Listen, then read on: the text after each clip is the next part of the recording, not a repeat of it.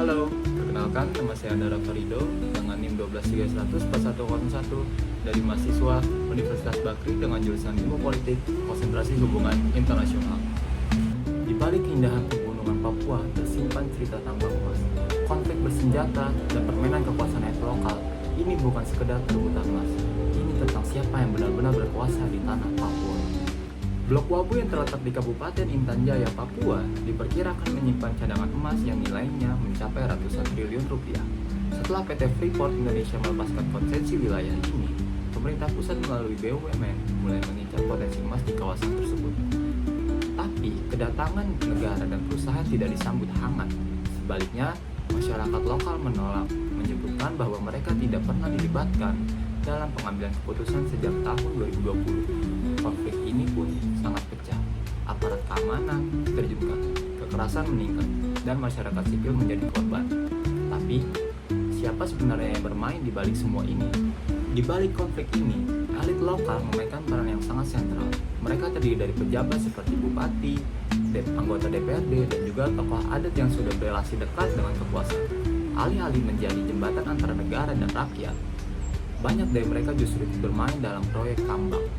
Mereka terlibat dalam perizinan, lobi investasi, bahkan pengaturan pengamanan wilayah. Dalam banyaknya kasus, mereka mengklaim mewakili kepentingan rakyat Papua. Tapi pada kenyataannya, suara masyarakat adat nyaris tidak didengar. Fenomena ini adalah bukan suatu hal yang baru.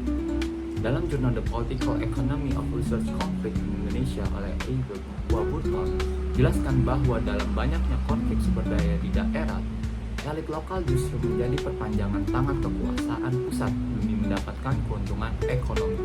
Waburton menyebutkan ini sebagai bentuk desentralisasi rent seeking, di mana pejabat lokal memanfaatkan otonomi daerah untuk mengakses sumber daya tanpa transparansi.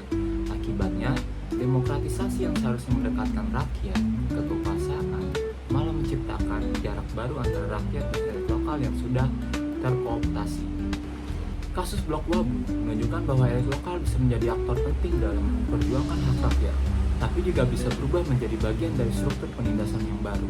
Ketika tambang emas lebih menggiurkan daripada suara rakyat, maka yang terjadi bukan kesejahteraan, tapi luka sosial dan konflik berkepanjangan. Sudah saatnya kita bertanya siapa yang sebenarnya membela Papua. Karena jika emas terus dicari, tapi manusia dilupakan, maka tanah emas ini hanya akan menghasilkan darah. Jika kamu peduli dalam keadilan sosial dan hak masyarakat, bantu sebarkan cerita ini. Jangan biarkan konflik disembunyikan di balik gemerlap tambang emas. Sekian dari video saya, semoga video ini mendapatkan insight yang baru untuk teman-teman yang menonton sampai video ini sampai akhir. Dan juga jikalau ada kata-kata yang tidak mengenakan, mohon